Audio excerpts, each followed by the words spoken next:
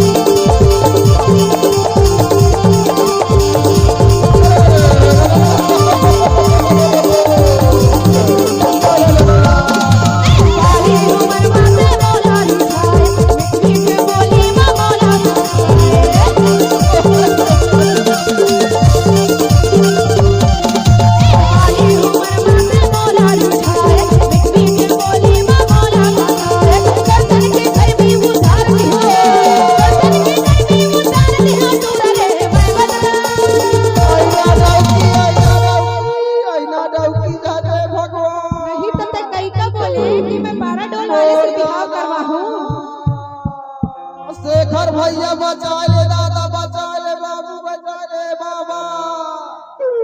तोला कोना नहीं बचाही कैसे कामेज करे हवा ओ दादा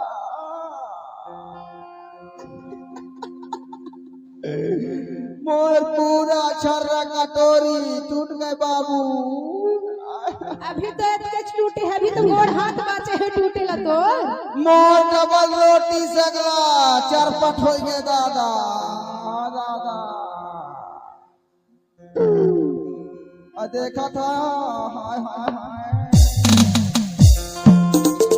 मोहर भरे जवानी लबे गाड़ी है पूरा ले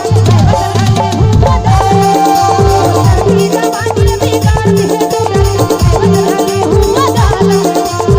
बदला ले अदालत मां, अरे बदला ले अदालत मां। अरे जवानी लगी कार से हम पूरी रे का बदला ले अदालत मां। सर्दी जवानी लगी कार से हम पूरी रे का बदला ले अदालत मां।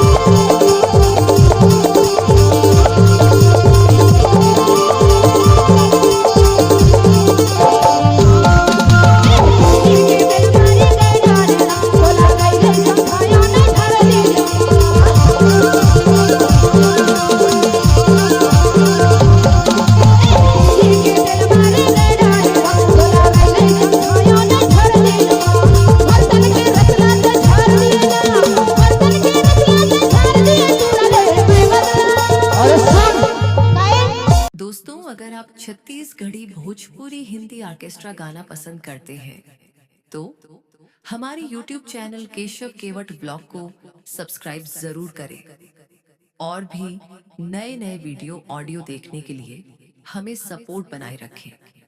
धन्यवाद।